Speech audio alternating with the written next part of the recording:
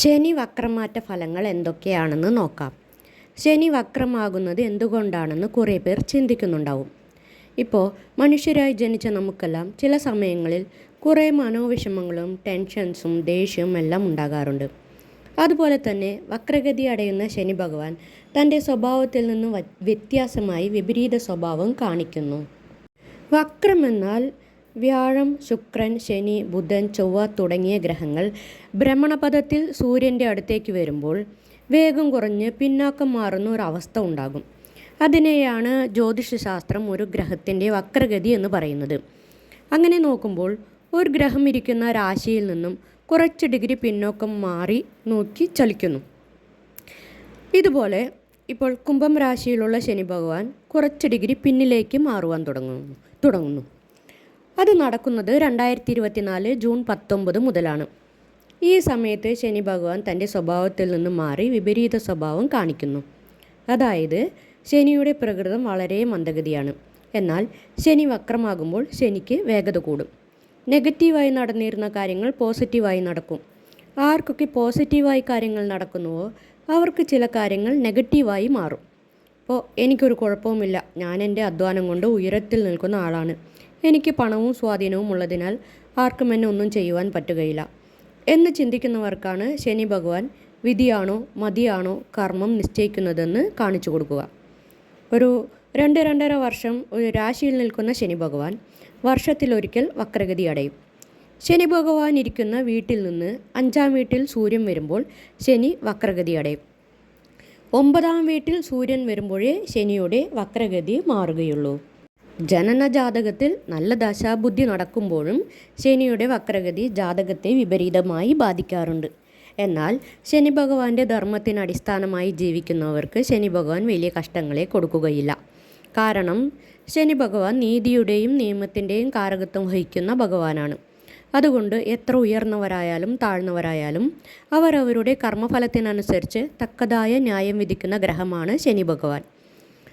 ജ്യോതിഷത്തിൽ അശുഭഗ്രഹമെന്ന് വിളിക്കുന്ന ശനിഗ്രഹത്തിന് നന്മകളും തിന്മകളും മാറി മാറി കൊടുക്കുന്നതിനുള്ള ബലം വളരെയധികമുണ്ട്.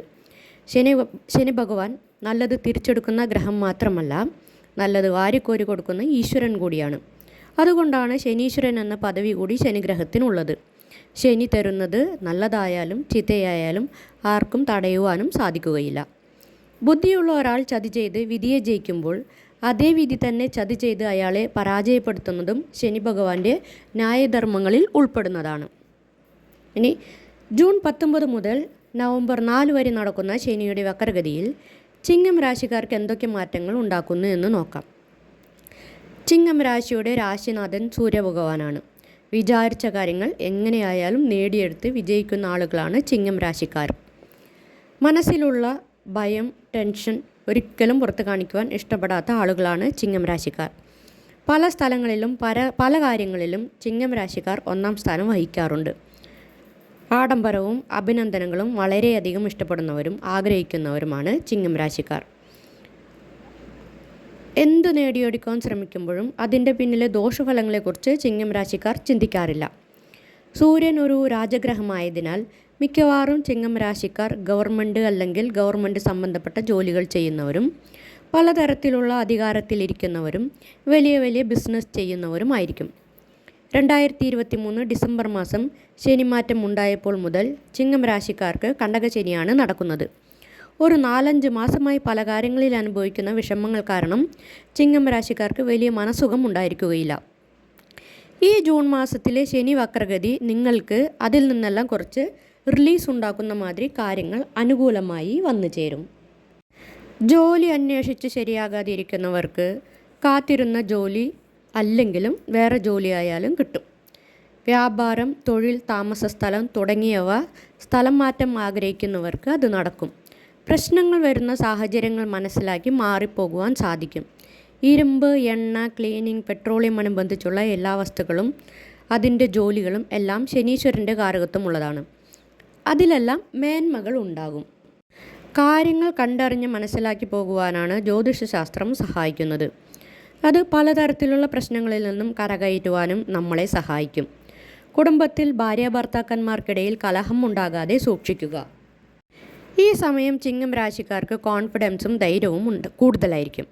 അതെല്ലാം ഫാമിലിയിലായാലും സഹോദരങ്ങൾക്കിടയിലായാലും സുഹൃത്തുക്കൾക്കിടയിലായാലും കലഹമുണ്ടാക്കാതെ ശ്രദ്ധിക്കുക. വലിയ ഇൻവെസ്റ്റ്മെൻറ്റുകൾ ചെയ്യുമ്പോൾ വളരെയധികം ആലോചിച്ചും ശ്രദ്ധിച്ചും ചെയ്യുക. ആരോഗ്യകാര്യത്തിൽ ശ്രദ്ധിക്കുക. ശരീരവേദനകളും കാലുവേദനയും തുടക്കത്തിൽ തന്നെ ചികിത്സിക്കുക. പറ്റുമെങ്കിൽ വാക്കിംഗ് പോകുക. വ്യായാമം ചെയ്യുന്നതും ആരോഗ്യത്തിന് നല്ലതാണ്. പണം പല വഴിക്കും ചിലവാകുവാൻ സാഹചര്യങ്ങൾ ഉണ്ടാകും. അതുകൊണ്ട് പണം കൈകാര്യം ചെയ്യുമ്പോൾ ശ്രദ്ധിക്കുക. കേസ് വഴക്കുകൾ നടത്തുന്നവർ അതിൽ പ്രശ്നങ്ങൾ കൂടുതലുണ്ടാകാതെ ശ്രദ്ധിക്കുക. ദശാസന്ധി നല്ല രീതിയിൽ നടന്നാലും ശനി വക്രഗതി നല്ലത് തരണമെന്നില്ല. കടം വാങ്ങി അടയ്ക്കുവാൻ കഷ്ടപ്പെടുന്നവർക്ക് അത് അടച്ചു തീർക്കുവാനുള്ള സാഹചര്യം അനുകൂലമാകും. മുഖത്തു നോക്കി ചിരിച്ച് സംസാരിക്കുന്ന ഒരു ചിലരുടെ പിന്തിരിഞ്ഞു കാണിക്കുന്ന ശത്രുത അനുഭവിക്കേണ്ടി വരും.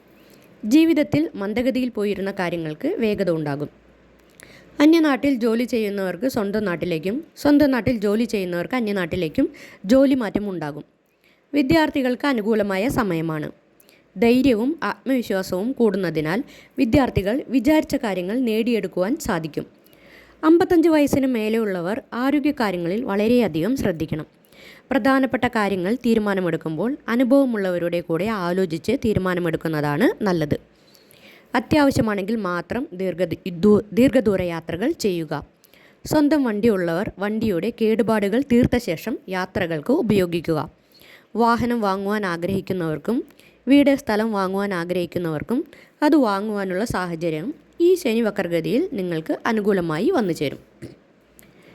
ശനിദോഷം കുറയ്ക്കുവാൻ എല്ലാവരും അമ്പലങ്ങളിൽ പോയി വഴിപാടുകൾ ചെയ്യുകയാണ് പതിവ്. എന്നാൽ ശനിദോഷം കുറയുവാൻ നമ്മുടെ കർമ്മദോഷങ്ങൾ കുറയണം. അതിന് ഏറ്റവും ഉത്തമം ദാനധർമ്മം ചെയ്യുന്നതാണ്. നിങ്ങൾക്ക് ആവശ്യമില്ലാത്ത പുതിയതോ പഴയതോ ആയ വസ്ത്രങ്ങൾ, ഇരുമ്പ് കൊണ്ടുള്ള ഉപകരണങ്ങൾ തുടങ്ങിയവ അത് ഉപയോഗമുള്ളവരെ കണ്ടറിഞ്ഞ് ദാനം ചെയ്യുക. കഴിയുമെങ്കിൽ പാവപ്പെട്ടവർക്ക് അന്നദാനം ചെയ്യുക. കഷ്ടപ്പെടുന്നവരെ കണ്ടറിഞ്ഞ് സഹായിക്കുക.